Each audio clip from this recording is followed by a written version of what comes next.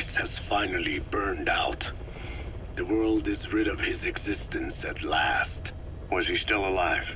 You could say that. But you could also say he'd been dead for decades. What's that supposed to mean? Biologically speaking, it's hard to say how much was his life. Side effects from the treatment? No. The primary effect. Keeping a dying host alive as long as possible. That is the whole point. But in the end, he grew too dependent on his children. As if he had any other way to keep on living. He first underwent parasite therapy before the Soviet Union became his home.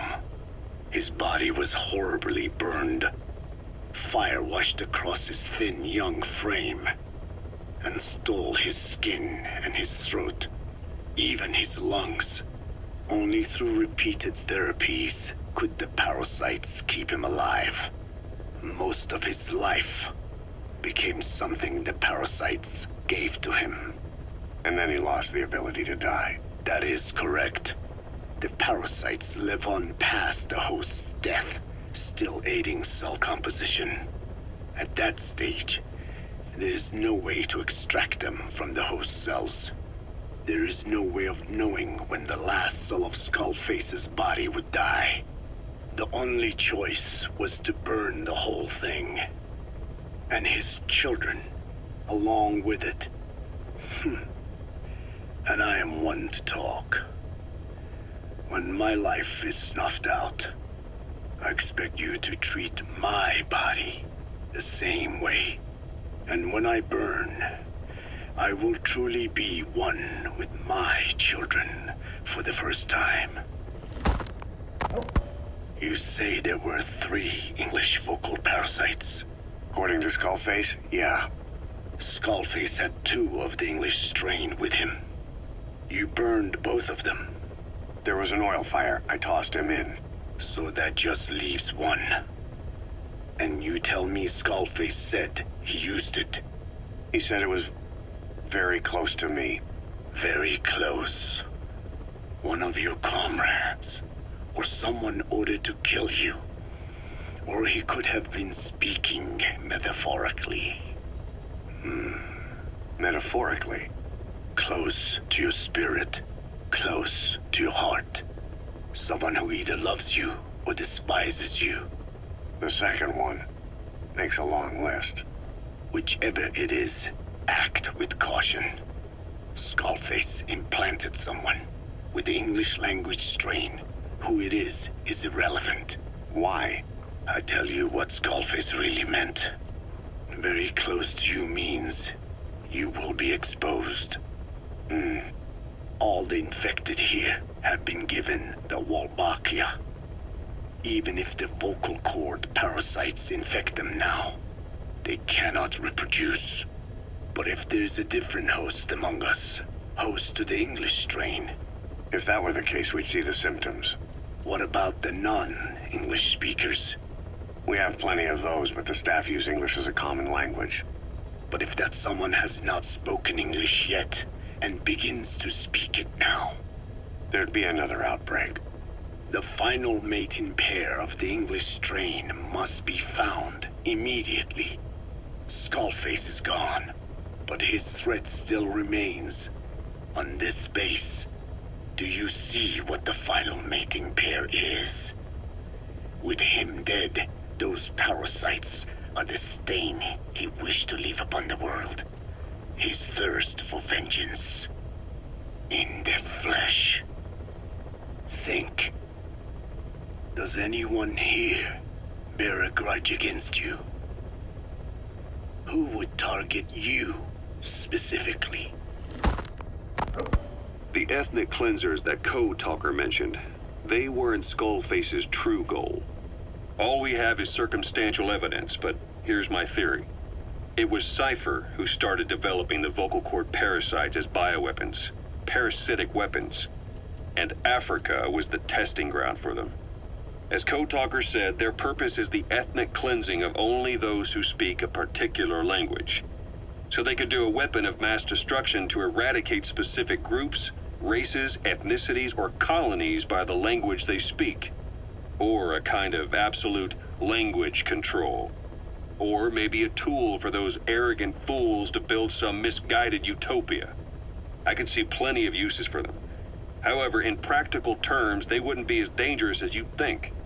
Counteracting the parasites is easy, after all. Cut them out of your throat to save your life, or just don't talk. That also prevents the infection from spreading.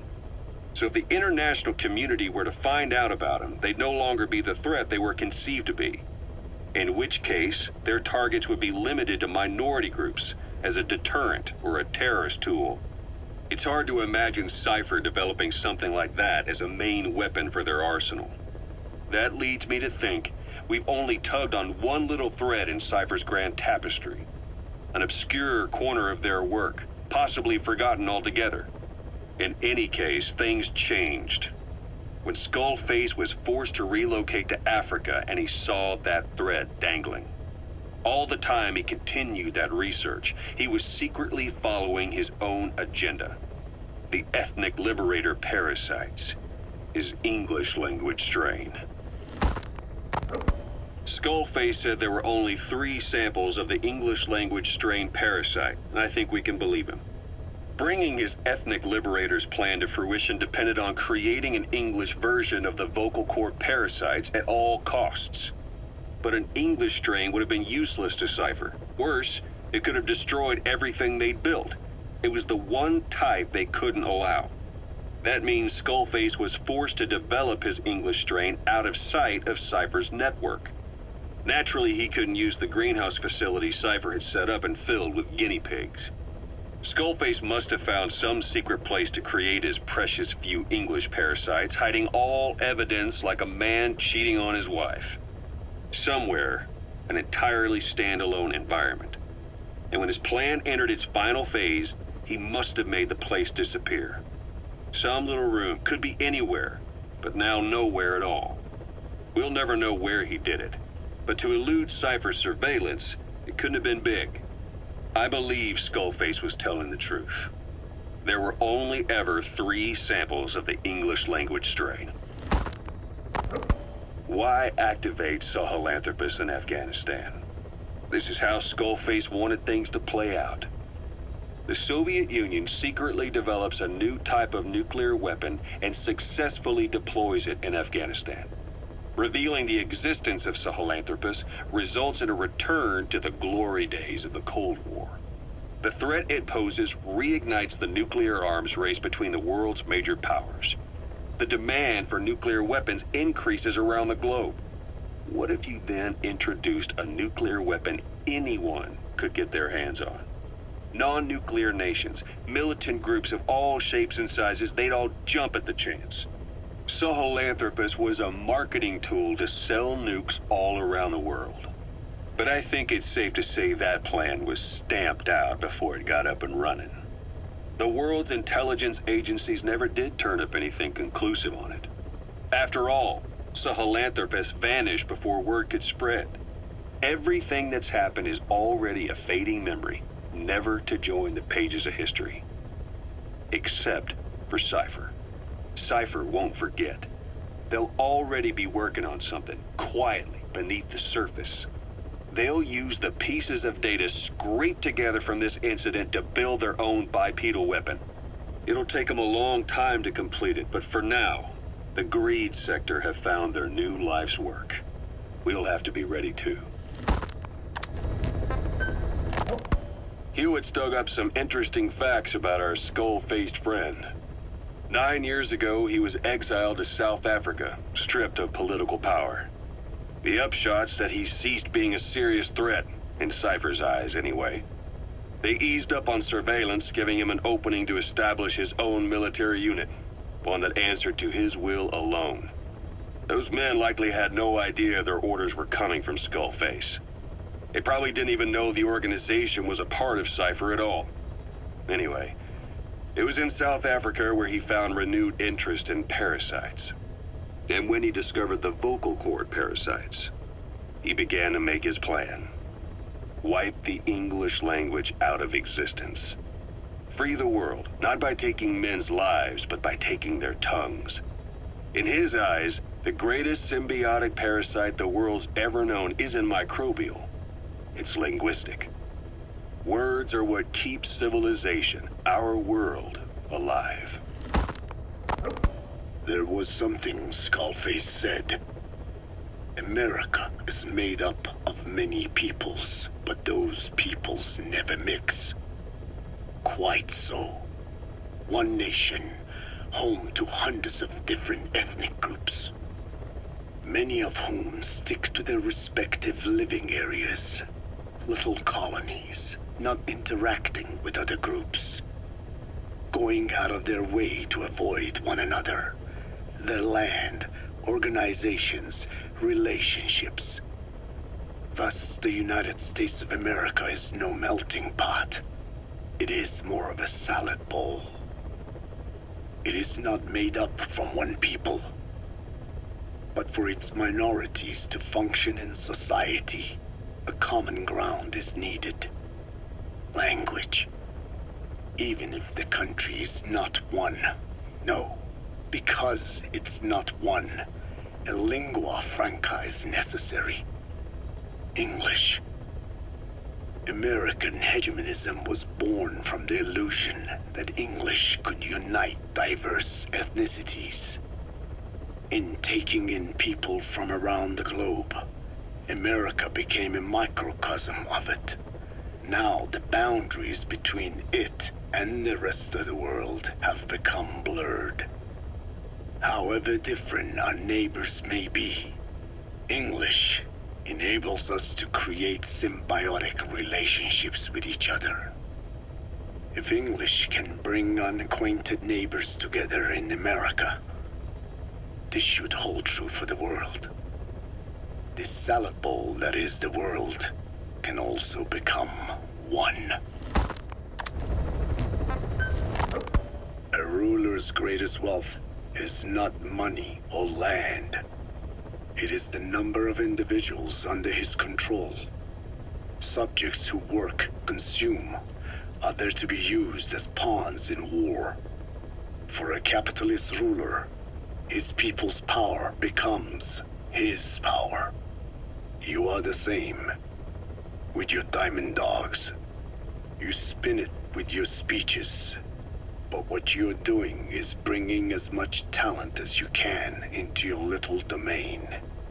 Every person another feather in your cap. Clouds approaching. Yes. Since ancient times, every civilization's ruler has had the same idea. When people unite under one will, they become stronger than the sum of their parts. And the one will is the ruler's will. And what do rulers use to bring people together? Language. In the Old Testament, it is written that only one language was spoken in Eden. A shared tongue that united all of humanity. Mankind eventually grew aware of its power and harnessed that strength to build a tower to the heavens. The mighty Tower of Babel. This angered God, who splintered the language of man, and the tower was never completed.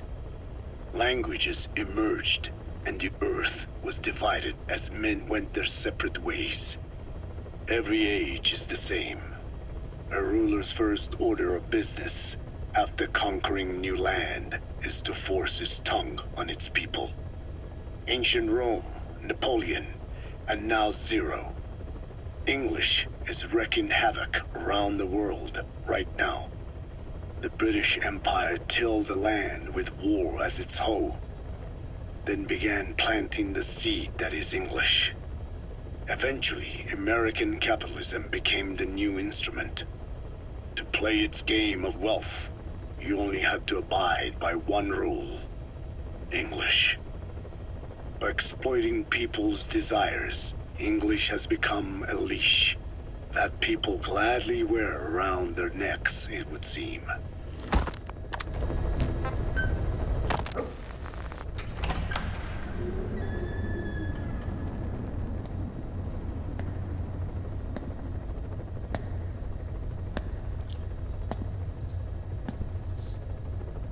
ITA.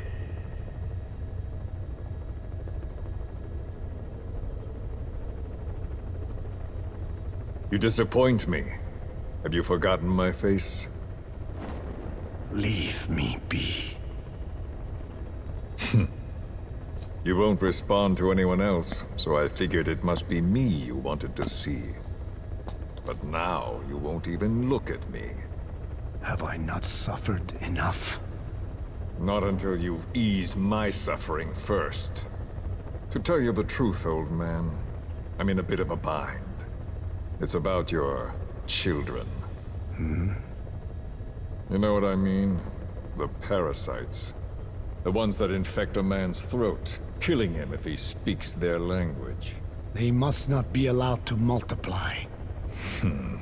You are allowed to live only in order to help me. But you don't want to, do you? So why not choose death instead?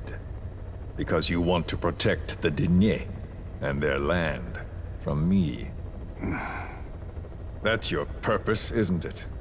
Don't lose sight of that now. It's in your interest to cooperate.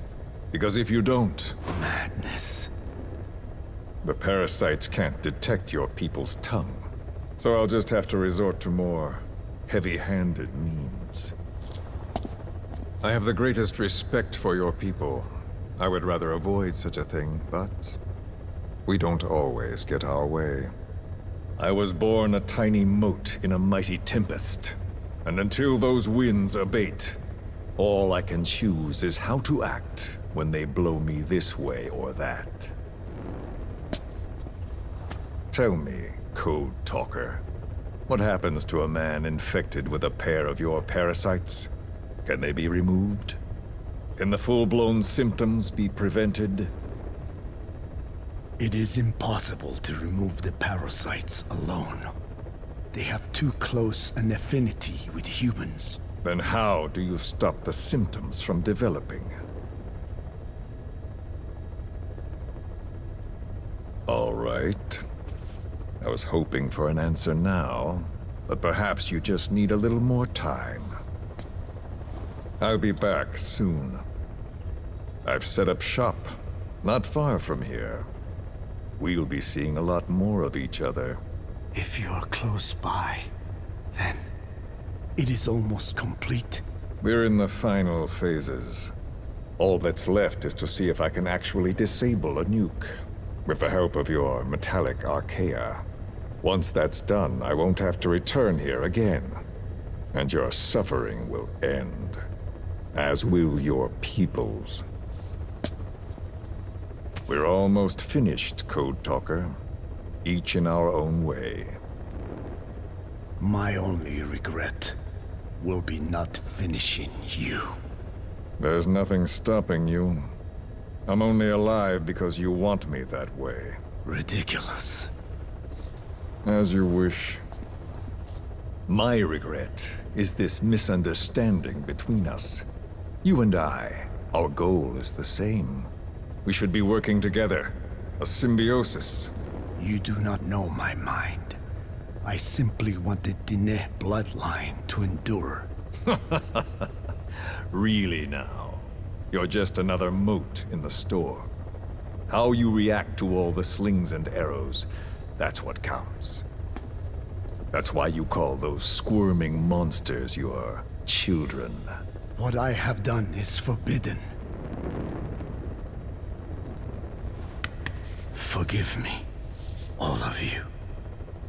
The world should be left the way it is.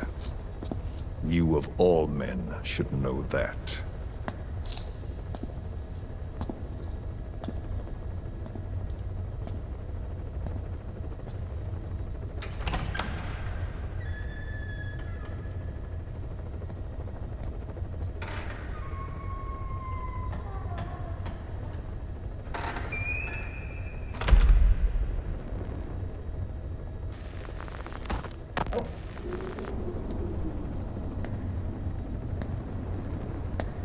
Forgive me, but my schedule has changed.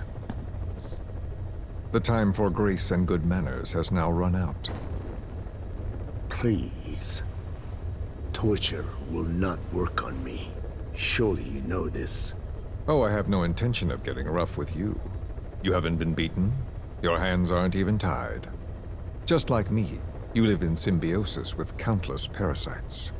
What wounds I might inflict, they'll patch right up. You might feel considerable pain, but I've no doubt you can withstand it. Then what do you plan on doing? I have a soldier standing outside. Nothing special about him, except that he always obeys. I have given him one instruction.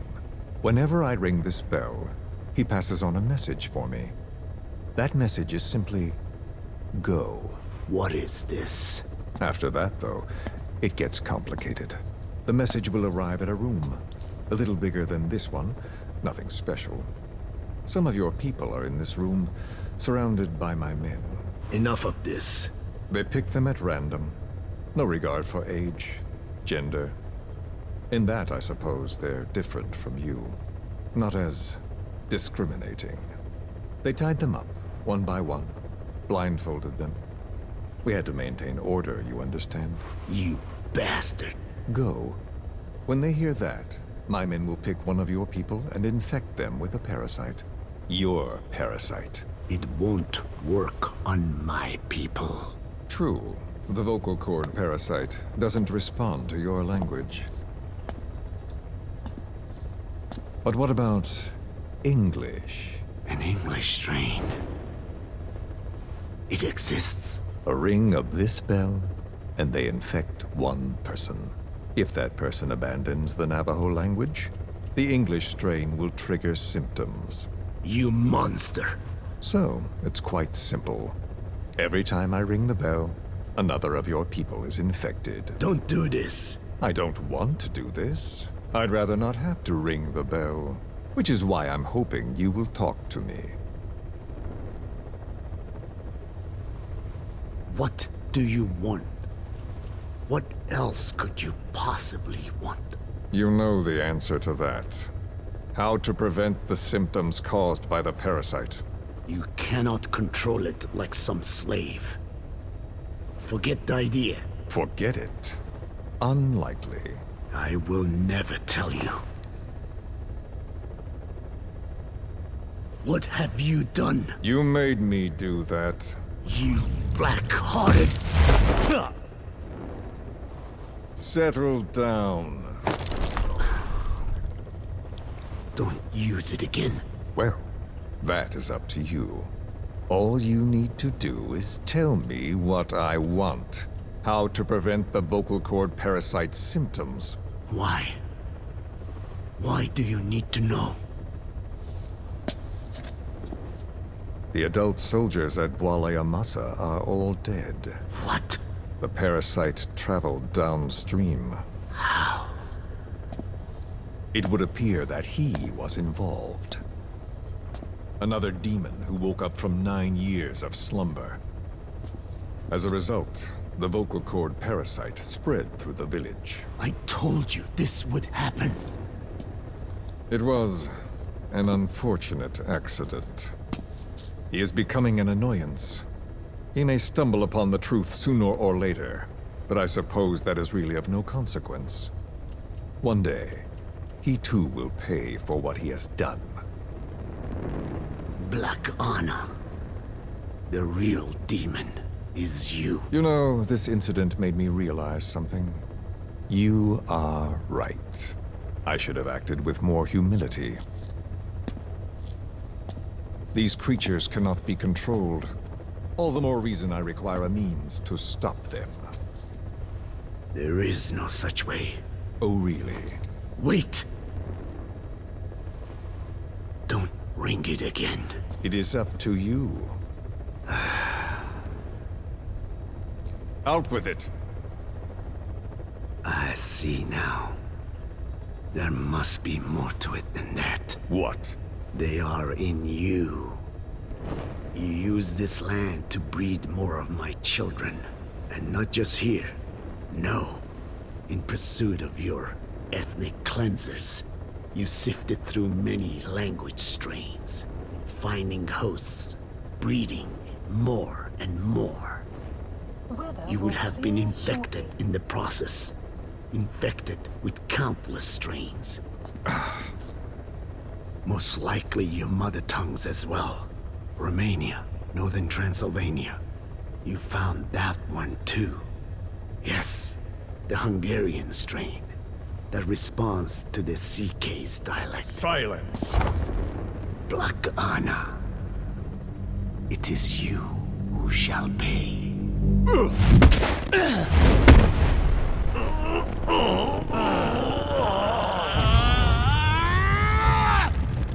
Is this your retaliation, old man?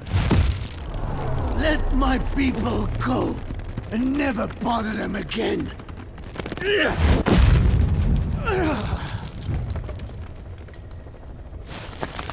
You heard me.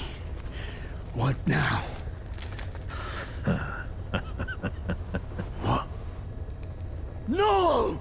What are you doing? I am not afraid. I probably have every language strain inside of me. Meaning all the world's languages are already lost to me. But that suits me fine. If need be, I myself can produce whatever strain is needed. And that means nothing to you. If you are infected, you can never again speak your mother tongue. Otherwise you will die. As will every one of your countrymen. A few words here and there won't trigger the symptoms. And besides, the time is not yet right to show this face in my homeland. Not until my revenge is complete. Now... Stop! We're out of time. I have to get going. Well... No!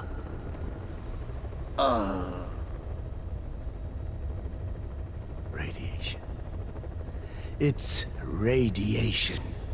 Radiation, of course. So it can be used. But how much? I do not know. Radiation denatures their reproductive cells, preventing them from mating. Same principle as the sterilization technique. The reproductive cells are more sensitive to radiation than the rest of the body. But I have not tested it. There is no telling what mutation could result, or how the host may be affected. Not to mention what could happen if this is done post-infection. I don't care. This plan goes into action now. As long as it works, the details can wait. You wouldn't be lying to me, of course, old man. I can guarantee nothing. I owe you my life. My body has been burned on countless occasions, but it survives, thanks to your children. That is why I trust you. Then do not repeat my mistake. What's that? In the West, it is said that the Word became flesh and dwelt among us. In the East, it is said the man of flesh brings spiritual power to words. The people knew back then that these creatures carry the gospel. They do not belong in our hands. They must not be touched. How enlightening. I'll remember that. Consider this my thanks. What are you? Catch. No!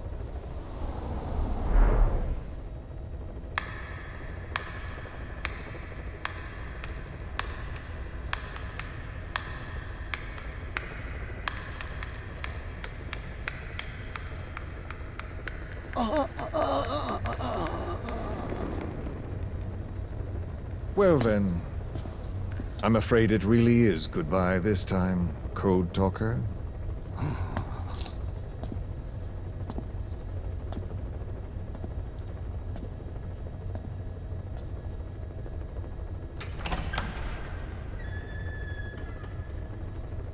Huh? There is no soldier. Huh. Now where did he run off to? Huh? Guess he wasn't as obedient as I thought. There never was any soldier. So long. You! How dare you!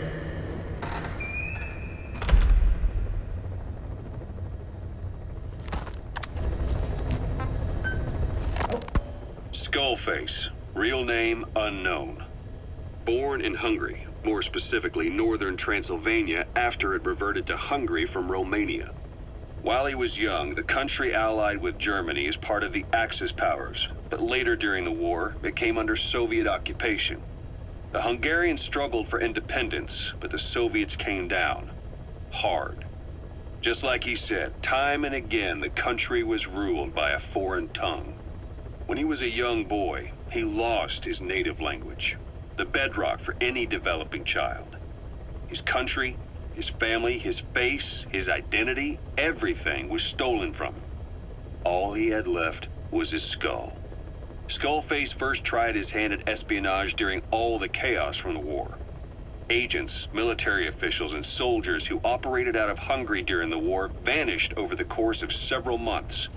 This Soviet spy hunt rocked the counter-intel world. Mysterious fatal illnesses, accidental deaths, drownings, people having strokes behind closed doors. Just like Stalin, no one knew who was behind it. But all you need to do was look for who had the motive. They were all taken out by a man without a face. And now we've got an idea of how he did it too. He'd gotten revenge for his people, but he wasn't finished. Skullface defected to the West, eventually ended up with the SAS. That's where he met Zero.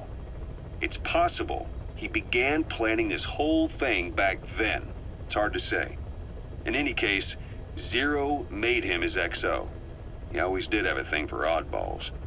But this one was set to lead a unit no one else would know about. When Zero created Fox, he also formed XOF as a support team. An unconventional special forces unit designed to support Fox, make it stronger, with Skullface given the orders. Zero never even told the boss about it, nor the CIA, naturally. If Fox was Zero's silver bullet, XOF was the recoil when he pulled the trigger, just like Newton's third law.